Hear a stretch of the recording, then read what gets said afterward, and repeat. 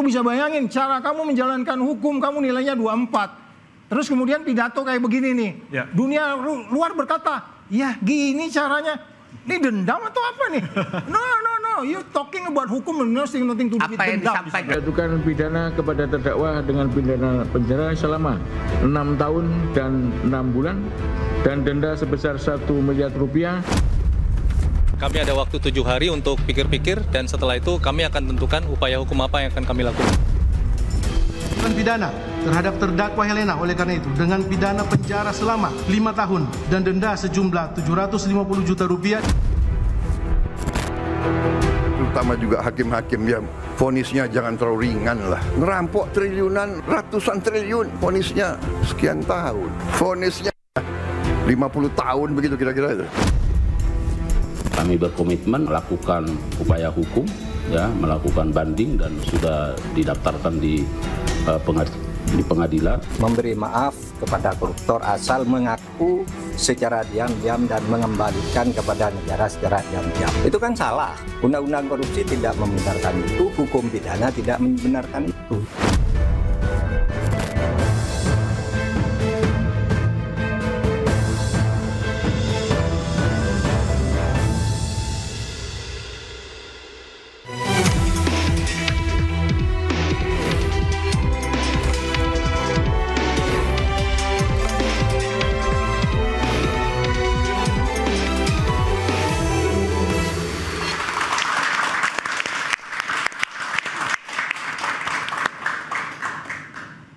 Vonis ringan terdakwa kasus korupsi timah mengundang kontroversi. Sanksi bui 6,5 tahun dinilai tidak sesuai dengan kerugian negara.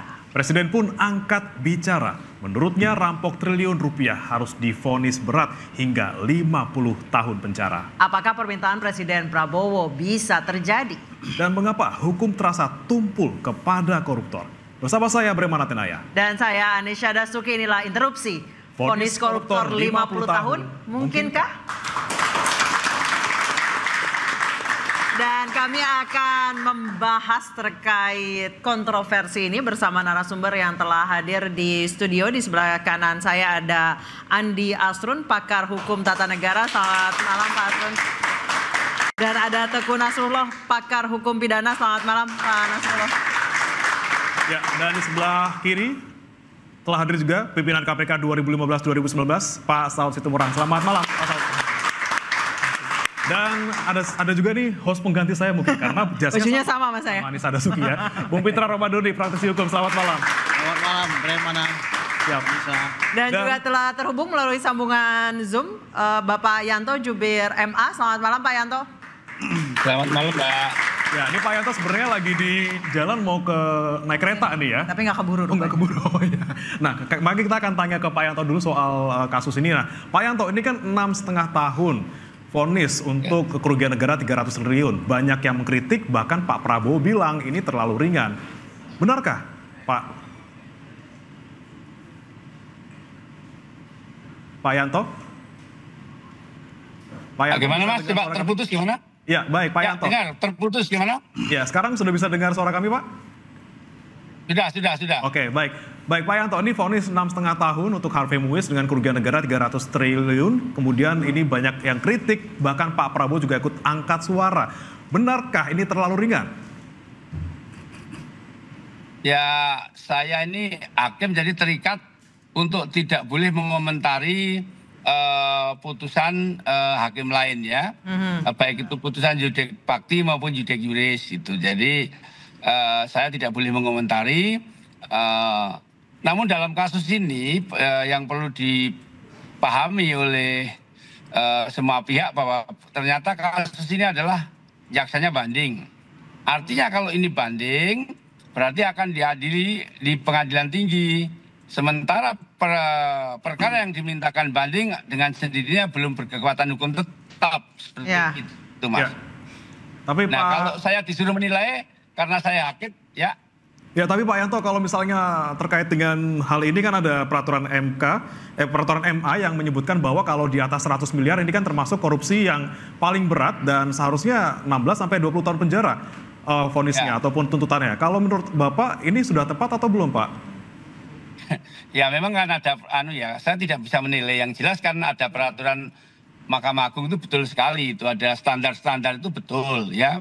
Nah, kenapa kok dia tidak menjatuhkan seperti itu ya, saya nggak bisa menilai. Ditanyakan kepada yang mutus, karena betul yang disampaikan saudara tadi, ada standarnya sudah. Kalau sekian memang ada grade-nya seperti itu. Baik, Pak Yanto, kalau menurut Bapak komentar dari Pak Presiden ini, apakah Pak Presiden dalam hal ini fungsinya sebagai eksekutif, apakah ini sebagai bentuk intervensi? Apalagi di forum beliau menyatakan Pak Jaksa Agung naik banding dong gitu kan, langsung ditembak di tempat gitu. Ya karena Jaksa Agung kan pembantu Presiden, eksekutif. Jadi kalau menurut pemahaman saya, beliau itu bukan intervensi, tapi penegasan. Saya juga mendengar pernyataan beliau, kalau sudah terbukti, kalau sudah nyata-nyata terbukti, kemudian kerugiannya ratusan triliun, sebaiknya kan dihukum 50 tahun kan begitu. Ya.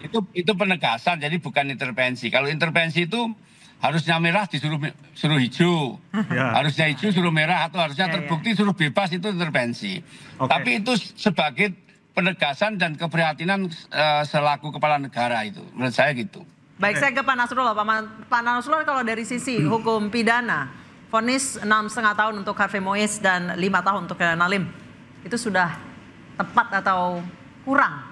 Jadi gini, saya ingin menegaskan gini ya, berat ringannya sebuah hukuman jangan dibenturkan dengan rasa keadilan.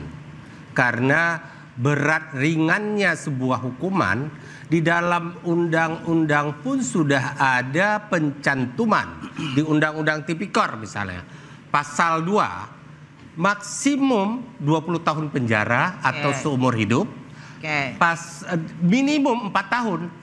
Itu berarti ini sebenarnya 6,5 itu udah lebih dari minimum. Boleh. Nah, masalahnya adalah kemudian juga begini, nanti ketika putusan hakim ada lagi hal-hal yang memberatkan dan meringankan. Hakim akan menilai kasus per kasus.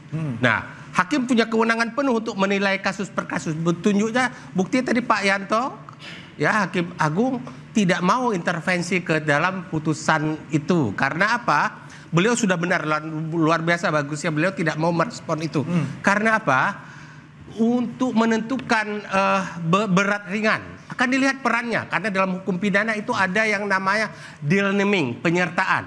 Bentuknya itu adalah turut melakukan, membujuk melakukan, menyuruh melakukan, membantu melakukan. Ya, itu akan beda-beda penjatuhan sanksinya. Makanya merujuk kepada berat ringannya sebuah hukuman tidak boleh dibenturkan. Tapi kalau dilihat dari public exposure-nya? Nah, namun ingat ada peraturan Mahkamah Agung yang mengatur indeks ya penjatuhan sanksi pidana untuk kasus korupsi.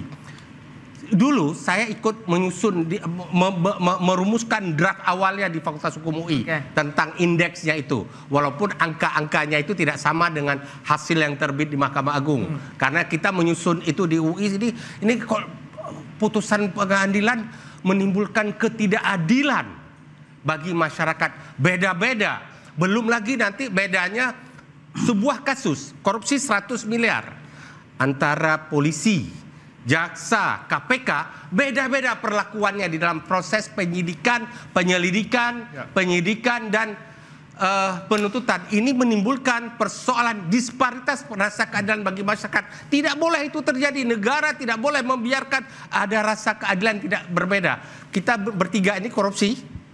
Kamu disidik oleh polisi, kamu disidik oleh jaksa, saya disidik oleh KPK. Beda-beda. Persoalannya, waktu disidik oleh polisi dan oleh jaksa, Anda bisa disadap, tidak bisa disadap. Saya boleh disadap. Ini kan ada perlakuan yang oleh negara terhadap rakyat yang tidak adil. Nah, di situ saja sudah menimbulkan persoalan disparitas rasa keadilan. Nah, kemudian terkait dengan kasus ini, sekali lagi saya kembali kepada subjektif saya. Subjektif saya memang menurut hemat pribadi ya, saya melihat jauh dari rasa keadilan. Harusnya berapa, Pak? Harusnya berapa? Itu ada indeksnya, saya tidak boleh menyebut itu karena Saya tanya kalau sudah ada putusan yang final berkekuatan hukum tetap, saya mau nyebut itu. Tapi karena sekarang belum ada putusan yang berkekuatan hukum tetap, saya tidak boleh. Saya tanya ke Pak Saud aja deh, Pak Saud harusnya berapa Pak Saud? Maksudnya gimana? Harusnya berapa tahun? 300 triliun kerugian negara, walaupun itu adalah kerugian ekologis ya. Pengalaman saya kalau di Undang-Undang KPK itu kan pimpinan KPK itu penyidik dan penuntut. Jadi penyidik, jadi saya juga sebagai penyidik juga sebagai jaksa penuntut. Anda bisa bayangkan kalau mereka dalam paparan case-nya seperti ini, kemudian diputuskan tadi pasal 2 umpamanya begitu ya. Terus masuk ke persidangan, kemudian ada yang bulat, ada yang gimana-gimana. Padahal udah jelas telak gitu ya. Nanti pada akhir menjelang kita menentukan harus dituntut berapa, kalau dia pasal 2 maksimal tadi 20, kita duduk baik-baik, saya panggil jaksanya. Gimana? Gini Pak, gini. Enggak, gua nonton kemarin nih ngotot orang ini, saya bilang. saya ikutin semua persidangan itu, kan di media memuat itu berita itu ya. Nah kemudian itu tadi, kembali lagi. Hukum itu kan yang paling penting itu adalah, hukum itu pasti nggak? Hukum itu adil nggak? Hukum itu bermanfaat nggak? Kan 3 hal itu yang harus dipegang. Adil pelaksanaannya, due process of law-nya, dan seterusnya. Nah, kata 50 itu due process of law yang mana? Anda mau bikin 50? Mau pakai apa? Gitu? Ya, saya ingin nambahkan apa yang disampaikan Pak Saud. Pak Presiden Prabowo boleh saja punya cita-cita untuk, ini harus dihukum berat. Boleh saya, tetapi saya pahami beliau. Berarti angka 50 itu yang diubah mesti undang-undangnya dong? Ya, harus diperbaiki undang-undang. Beliau mungkin semangat pemberantasan korupsinya sangat tinggi, namun tentu seharusnya penasihat hukum di sekeliling beliau mengingatkan undang-undangnya maksimum 20 tahun atau seumur hidup. Karena pasal 2 dan pasal 3 Undang-Undang Tipikor disebutkan hukuman seumur hidup, pidana penjara 20 tahun maksimum atau seberat. Tapi ada pasal ayat 2-nya boleh hukuman mati dalam keadaan tertentu. Pak Saud, kalau Pak Saud mungkin akan seumur hidup atau mati? Hukum itu tidak boleh dibangun dengan dendam. Nih kita bukan bicara dendam nih. Ini kita lagi bicara negara indeks persepsi korupsinya 34 bro. Lu bayangin 34, cara lu melaksanakan hukum, kamu itu dari skala 1 sampai 100, sekarang ini oleh World Justice Project, kamu dinilainya tuh 24. Lu bisa bayangin, cara kamu menjalankan hukum, kamu nilainya 24. Terus kemudian pidato kayak begini nih, dunia luar berkata, ya gini caranya, ini dendam atau apa nih? No, you talking about hukum, nothing to do with dendam. Apa yang disampaikan Pak Saud ini begini, menariknya begini. Kamu bisa sebutkan ke saya satu saja sektor mana dalam kehidupan berbangsa dan negara yang tidak korup di negara kita ini sekarang? Luar biasa. Itu korup yang paling parah justru terjadi di aparat penegak hukum sendiri. Nah, itu yang harus kita benahi. Jadi semangat Pak Prabowo ini bagus luar biasa, tapi harus kita tempatkan dalam ranah hukum yang benar. Terakhir saya ke Bang Putra dulu. Bang Putra, kalau Anda melihat teknisnya ketika persidangan dan kemudian melihat peran-perannya Harvey Muiz di persidangan dan juga di kasus, Anda melihat 6,5 tahun ini cukup atau kurang atau harusnya lebih maksimal lagi? Terima kasih Bremana. Jadi atau menurut Anda terlalu banyak 6,5 tahun? Hakim itu harus dianggap benar ya, sebagaimana harus dianggap benar. Res judicata pro veritate habetur. Hakim tentunya melihat dari fakta persidangan adanya kesesuaian antara keterangan saksi, bukti, keterangan ahli, dan keterangan terdakwa. Perlu diingat kalau berbicara terkait dengan 6,5 tahun, pertimbangan hakim di sini harus kita baca secara utuh. Saya sudah mempelajari putusan perkara nomor 70, 71, dan 81. Nah, di situ dijelas keterlibatan Harvey Muiz di dalam tata niaga komoditas timah tersebut pada wilayah izin usaha pertambangan PT Timah periode 2018 ya. Kalau hasil audit BPKP itu kan yang diaudit itu kan periode 2015-2022. Sedangkan Harvey Muiz dan kawan-kawan itu masuk itu di 2018. Jadi faktor yang kerugian negara ada 3 komponen nih ya yang diaudit oleh BPKP berdasarkan putusan pengadilan Tipikor. Yang pertama ya, komponen kerugian negara atas kerjasama ya penyewaan alat processing pelogaman sebesar 2,2 triliun. Kerugian yang kedua ya, komponen yang kedua itu kerugian negara ya atas pembayaran ya timah dari tambang ilegal sebesar 26 triliun. Nah, komponen yang ketiga nih, ini perlu dipertanyakan oleh audit BPKP ini, yaitu kerugian negara atas kerusakan lingkungan akibat penambang ilegal. Berdasarkan fakta persidangan, ya, majelis hakim tidak menemukan adanya keterlibatan besar yang dilakukan oleh Harvey Muiz dalam kasus ini, karena dia hanya sebagai representatif dari PT Repainet Bangka Tin. Dan memang kalau tipikor belum ada yang mengatur ya, ingat, Bung, ya, ingat loh. Kalau memang ini berbicara keadilan ya, audit BPKP itu melakukan audit dari periode 2015 sampai 2022. Berapa perusahaan yang bekerja sama dengan PT Timah? Sebanyak 375 perusahaan. Audit, berani nggak BPKP mengaudit 375 perusahaan ini? Banyak banget Bang itu Bang. Jangan hanya PT RBT sama PT Timah saja. 375 perusahaan ini mana? Nah, jadi nggak bisa juga kita salahkan Harvey Muiz. Wow, dia harus bayar 300 triliun. Tidak, Bos. Terdakwanya di kasus ini 22 terdakwa. Tapi memang belum ada di Undang-Undang Tipikor yang mengatur bahwa kerugian ekologis ini masuk ke dalam pidana. Nah, kita akan tanyakan ke Prof. Nasrul, tapi kita akan break dulu, tetaplah bersama kami di Interupsi.